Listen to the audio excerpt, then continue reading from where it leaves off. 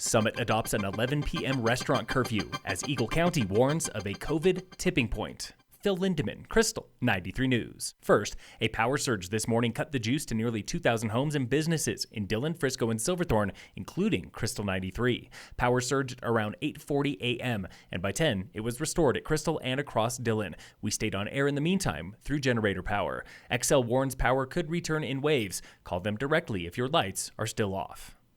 The first Black Lives Matter mural in small-town Colorado is open now on Main Street, Frisco. A dozen Black, Indigenous, and local artists finished it yesterday, invited by town officials and led by Frisco resident Shannon Galpin. Art is inherently revolutionary. Artists are inherently revolutionary. And it is always the way when you can bring it into the street to provoke conversation. Galpin says people have told her BLM art has no place in Summit, and that view is reflected on the Summit Daily opinion page, where Frisco resident Garnet Payne claims BLM founders are tied to the U.S. Communist Party and Black Panthers, citing M4BL, or the Movement for Black Lives, which is separate from the Black Lives Matter Foundation.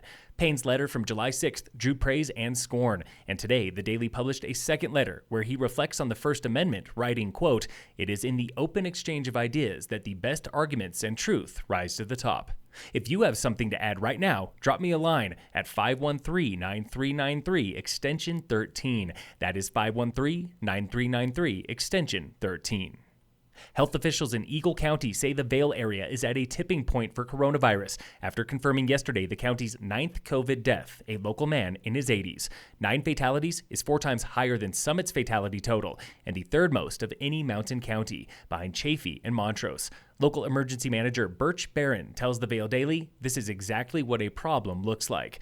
This comes as Eagle County's caseload is climbing. 47 new cases in the past 5 days, 71 in the past 10. Summit County confirms 310 cases of COVID-19 as of yesterday, 1 more than Monday, for 10 new cases in the past 5 days, 17 in 10. Effective last night is a countywide curfew for bars and restaurants. All establishments in every Summit County town must close by 11 p.m. indefinitely. This follows a similar rule in Breck, passed last week. The Telluride Film Festival, scheduled for Labor Day weekend, is officially canceled, the first major fall film fest to pull the plug. Organizers yesterday confirmed there will be no in-person screenings this year due to COVID restrictions in Telluride and statewide. The latest now on coronavirus and Frisco's Pedestrian Promenade. Town Council last night heard results from a Main Street business survey from more than 80 employers, showing restaurants and visitors love walkable Main Street and retailers are split. 88% say business is down or the same as last summer, and nearly all blame COVID's impact on the economy and tourism. 1 in 4 say lost business is a direct result of the pedestrian promenade, while 3 in 4 say the promenade is either helping business or has no impact. Comments are all over the map, and the majority are positive, writing, "I love it, great idea, and small town feel," praising pockets of live music and the stylish deck in front of Log Cabin Cafe. Others hate the music, saying it is too loud and drives visitors away, while another writes, "Too crowded, looks like a petri dish of visitors who have no respect for others." The most common backlash is for signage, cyclists, parking lots, and metal fences, described by one as cages. At least 3 people say close it now, calling the promenade ugly and boring with no charm.